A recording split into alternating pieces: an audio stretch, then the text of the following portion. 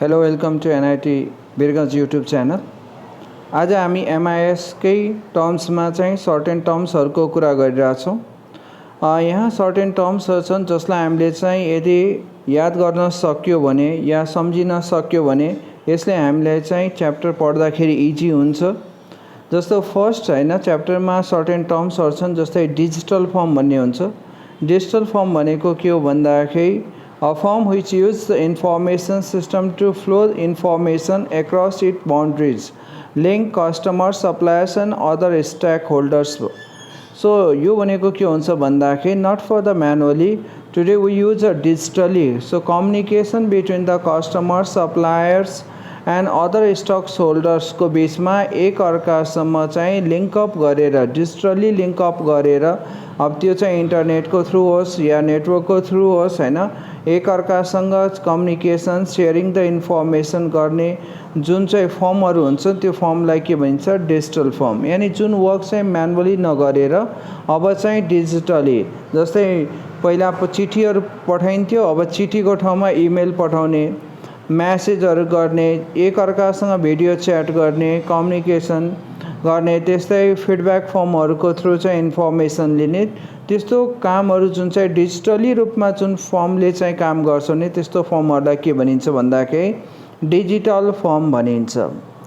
Second छ information technology. Information technology भनेको कम्बाइनेसन of hardware and software जसले चाहिँ डाटालाई एक्सेप्ट गर्छन् प्रोसेस गर्छन् and give the meaningful things. त्यस्तो चाहिँ जुन कम्युनिकेसन हुन्छ त्यसलाई के भनिन्छ भने इन्फर्मेसन टेक्नोलोजी भनिन्छ। सो त्यहाँ लेखिएको हुन्छ consist of all hardware and software that a firm need to achieve business objectives.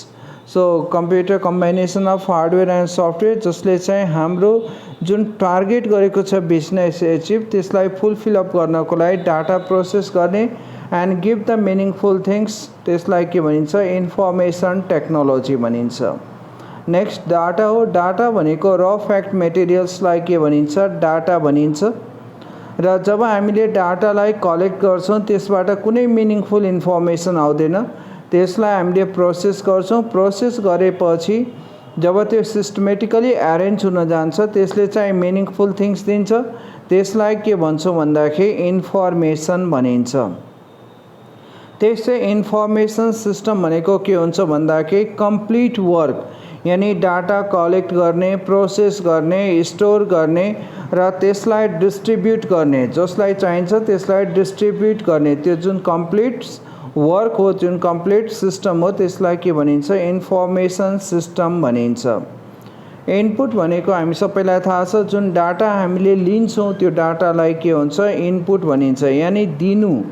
जस्तै कम्प्युटरमा किबोर्डको थ्रु या माउसको थ्रु जुन डाटा इन्ट्री गरिन्छ त्यो इन्ट्री गर्नुलाई के भनिन्छ इनपुट भनिन्छ।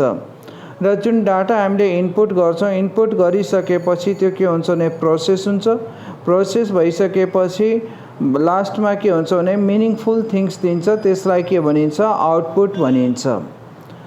त्यस्तै अर्को छ फिडब्याक। फिडब्याक भनेको के हुन्छ भन्दाखेरि हामीले गरेको काम अनुसार चाहिँ आउटपुट जेनेरेट गर्ने यानी फिडब्याक दिने। जस्तै तपाईको काम राम्रो भयो भएन भनेर जुन चाहिँ इभ्यालुएसन गरिन्छ त्यो इभ्यालुएसनलाई के भनिन्छ that is known as a feedback भनिन्छ। नेक्स्ट हो कम्प्युटर हार्डवेयर। हार्डवेयर भनेको physical devices of the computer जति पनि पार्ट्स अफ द कम्प्युटर छन् जस्तै किबोर्ड भयो माउस भयो हार्ड डिस्क भयो हैन मोनिटर भयो यिनीहरूलाई के भनिन्छ भन्दाखेरि कम्प्युटर हार्डवेयर भनिन्छ। कम्प्युटर सफ्टवेयर भनेको सेट अफ इन्स्ट्रक्सन अर प्रोग्रामलाई के भनिन्छ भन्दाखेरि कम्प्युटर सफ्टवेयर भनिन्छ। जब हार्डवेयर हुन्छ हार्डवेयरमा हामीले काम गर्नको लागि हार्डवेयरले मात्र हुँदैन त्यसलाई काम गर्नको लागि हामीलाई के चाहिन्छ we must need a software चाहिन्छ। नेक्स्ट हुन्छ डाटा म्यानेजमेन्ट। डाटा म्यानेजमेन्ट भनेको के हो भन्दाखेरि डाटाबेस। पहिला बुझ्नु पर्यो डाटाबेस के हो भन्दाखेरि collection of huge amount of डाटालाई के भनिन्छ डाटाबेस भनिन्छ। Collection of huge amount of डाटालाई डाटाबेस भनिन्छ र त्यो डाटाबेस म्यानेज गर्ने जुन सिस्टम हुन्छ त्यसलाई के भनिन्छ डिबिएमएस डाटाबेस म्यानेजमेन्ट सिस्टम भनिन्छ। र जुन सफ्टवेयरले यसलाई म्यानेज गर्छ त्यो म्यानेज गर्ने सफ्टवेयर त्यो टेक्नोलोजी के भन्छ भन्दाखेरि डाटाबेस म्यानेजमेन्ट टेक्नोलोजी भनिन्छ। नेटवर्किङ एन्ड टेलिकम्युनिकेसन टेक्नोलोजी भनेको both physical devices and softwares that link to the other computers और अदर डिभाइसेस। हामीसँग डिफ्रेन्ट डिभाइसेसहरूलाई या रिमोट एरियामा या त सेम प्लेसेसमा एकअर्कासँग कम्युनिकेट गरेर डाटा सेयरिङ गर्ने जुन काम गर्छौँ त्यो कसको थ्रु हुन्छ भन्दाखेरि नेटवर्कको थ्रु हुन्छ। सो नेटवर्क भनेको link between one hardware to one computer to another computer हुन्छ for sharing data and resource with the help of wired or wireless media हुन्छ। त्यस्तै तपाईको नेक्स्ट हुन्छ business information value change. So र डाटालाई collect गरेर त्यसलाई meaningful थिङ्समा transform गर्ने जुन डिफ्रेन्ट स्टेजहरू हुन्छ त्यो स्टेजेसहरूलाई नै के भन्छ भन्दाखेरि बिजनेस इन्फर्मेसन भ्यालु चेन्ज भनिन्छ। नेक्स्ट हुन्छ ओके सिको टेक्नोलोजी भ्यू भनेको view organization as a combination of social and technical. Social plus technical जुन सिस्टम हुन्छ त्यो दुवैको मिक्सअप हो है त्यसो। नेक्स्ट च्याप्टर 2 मा के दिएको छ भन्दाखेरि सर्टेन हैन टर्म्सहरु दिएको छ जस्तै बिजनेस प्रोसेस भनिन्छ। बिजनेस प्रोसेस भनेको a set of logically related task that perform together to desired goal. तपाईले जुन चाहिँ गोल सेट गर्नुभएको छ आफ्नो अर्गनाइजेसनमा त्यो अर्गनाइजेसनमा सेट गोल जुन सेट गरिएको छ त्यसलाई फुलफिल अप गर्नको लागि जुन चाहिँ स्टेप्सहरू जुन चाहिँ हामीले प्रोसिड्युरहरूलाई फलो गर्छौं त्यो प्रोसिड्युरहरूलाई नै के भनिन्छ बिजनेस प्रोसेस भनिन्छ। त्यस्तै बिजनेस मोडल हुन्छ। बिजनेस मोडल भनेको सेट अफ टेक्निक्स हो which describe how the firm requires raw materials, produce product and distribute भनेको एउटा कम्प्लिट मोडल तपाईले भनिरहेछ कि तपाईले र मेटेरियल्स कहाँबाट लिएर आउनुहुन्छ त्यसलाई चाहिँ कसरी चाहिँ प्रोसेस गर्नुहुन्छ आफ्टर प्रोसेस भएपछि कसरी प्रोडक्ट आइसकेपछि त्यसलाई डिस्ट्रिब्युट कसरी गर्नुहुन्छ त्यो ओभरअल जुन चाहिँ कम्प्लिट मोडल छ त्यसलाई भनिन्छ बिजनेस मोडल भनिन्छ।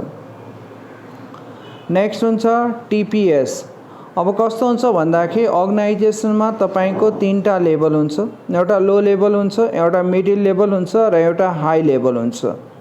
जुन लो लेभल हुन्छ जुन चाहिँ डे टु डे ट्रान्ज्याक्सन हुन्छ त्यो डे टु डे ट्रान्ज्याक्सनहरूलाई चाहिँ म्यानेज गर्ने काम कसको हुन्छ भन्दाखेरि टीपीएस को हुन्छ। जहाँ चाहिँ सेल्स म्यानेजरहरू हुनुहुन्छ उहाँहरूले चेक गर्नुहुन्छ कि पर डे चाहिँ कति सेल्स भयो कति चाहिँ गोल रिच भयो त्यो डे टु डे एक्टिभिटीजलाई म्यानेज गर्ने काम कसको हुन्छ भन्दाखेरि टीपीएस को हुन्छ ट्रान्ज्याक्सन प्रोसेस सिस्टमको। त्यो भन्दा माथि म्यानेजर लेभल हुन्छ। म्यानेजर लेभलको लागि एमआईएस हुन्छ management information system. So TPS बाट आएको डाटालाई प्रोसेस गरेर एमआईएस ले मिनिङफुल इन्फर्मेसन चाहिँ म्यानेजरलाई प्रोवाइड गर्छ। त्यसको बेसमा उहाँहरूले चाहिँ के गर्नुहुन्छ भन्दाखेरि डिसिजन लिनुहुन्छ। सो त्यो हुन्छ म्यानेजमेन्ट लेभल हुन्छ।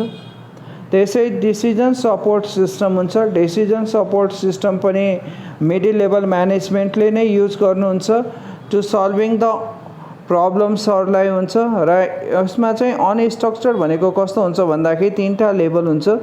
एउटा हुन्छ स्ट्रक्चर्ड, एउटा हुन्छ सेमी स्ट्रक्चर्ड र अर्को हुन्छ अनस्ट्रक्चर्ड। स्ट्रक्चर्ड भनेको complete flow of the rules हुन्छ। जस्तै तपाईले हायर गर्नुभन्दा पहिला तपाईको फर्म फिलअप गराउने, इन्टरभ्यू गराउने, देन आफ्टर चाहिँ एक्जाम लिने, पास भइसकेपछि बल्ल लिने, यो जुन कम्प्लिट प्रोसेस छ त्यस्तोलाई भनिन्छ स्ट्रक्चर्ड भनिन्छ।